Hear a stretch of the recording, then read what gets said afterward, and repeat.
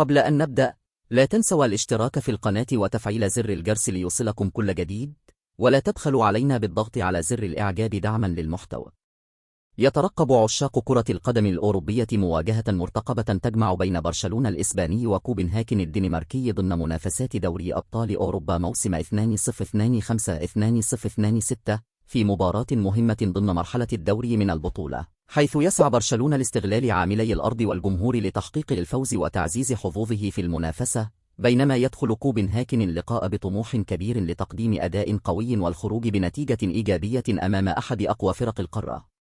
وتقام المباراة يوم الأربعاء 28 من يناير 2026 على أرضية ملعب سبوتيفاي كامب نو بمدينة برشلونة الإسبانية، وتنطلق الصافرة البداية في الساعة 9 مساء بتوقيت وسط أوروبا، وهو ما يوافق الساعة 9 مساء بتوقيت المغرب وتونس والجزائر، والساعة 10 مساء بتوقيت مصر وليبيا والسودان، والساعة 11 مساء بتوقيت السعودية وقطر والكويت والعراق، بينما يكون موعد المباراة في الساعة 12 منتصف الليل بتوقيت الإمارات وسلطنة عمان.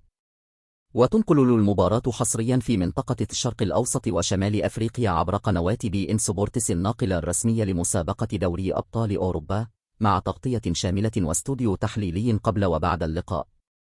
وتكتسب هذه المباراة أهمية خاصة نظرا للفارق في الخبرة الأوروبية بين الفريقين، إضافة إلى قوة برشلونة على ملعبه مقابل طموح وانضباط فريق كوبنهاجن، ما يجعل المواجهة مفتوحة على جميع الاحتمالات ومثيرة للمتابعة حتى صافرة النهاية.